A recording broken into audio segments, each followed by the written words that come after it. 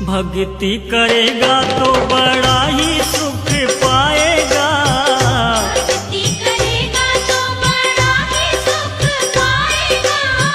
भक्ति से आत्मा का मैल छूट जाए।